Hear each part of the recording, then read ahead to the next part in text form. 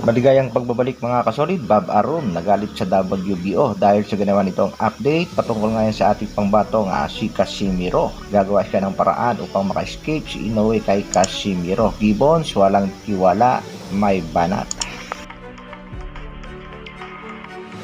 Para sa ating unang mga balita mga kasolid, undisputed champion na si Terence Bud Crawford at kasalukuyang number 1 sa pound for pound ranking ng The Ring.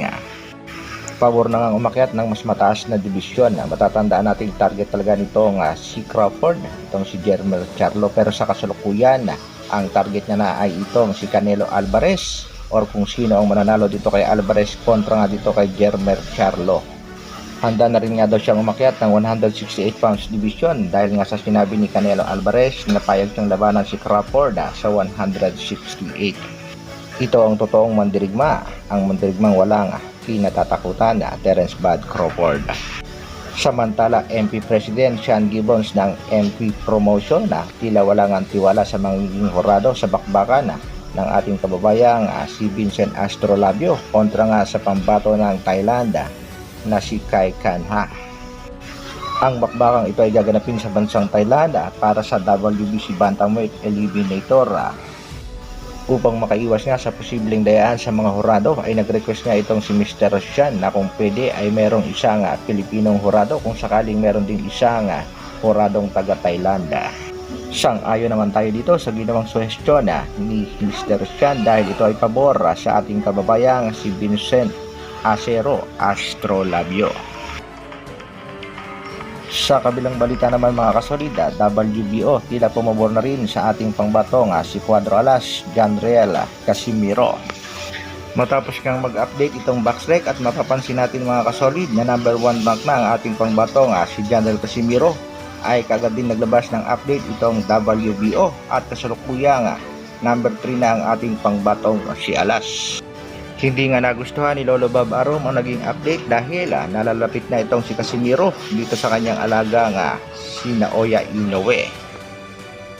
Nakaisip naman kagad ng paraan itong si Lolo Bob Arum ng Top Rank Promotion upang makaiwas itong si The Monster Naoya Inoue sa ating pangbatong tinaguriang Angas ng Pinas Cuadro Alas. Ang huling plano nga at update nitong si Bob Arum, paakyatin niya kaagad ng mas mataas na dibisyon itong si Naoya Inoue pagkatapos ng laban dito kay Marlon Tapales dahil 99.9% naman daw ay makukuha nitong si Naoya Inoue ang undisputed kontra nga sa ating kababayang si Tapales.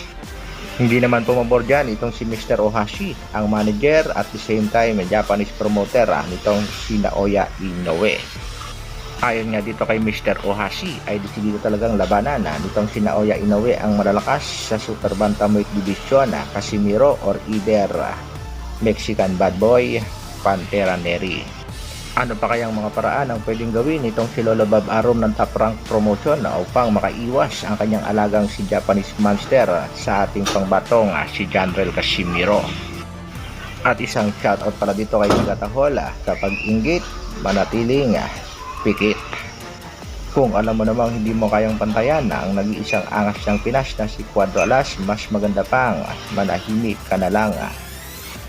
Suportahan lang natin palagi ang ating pangbatong si Cuadro Alas Janriel Casimiro. Hanggang dito na lang muna ang ating update. Maraming salamat sa patuloy na pagsuporta at panonood. Isang like naman dyan at sa mga bagong mapapadaan sa aking munting channel, pa-subscribe naman. Mabuhay Dr. Alvin Vlogs.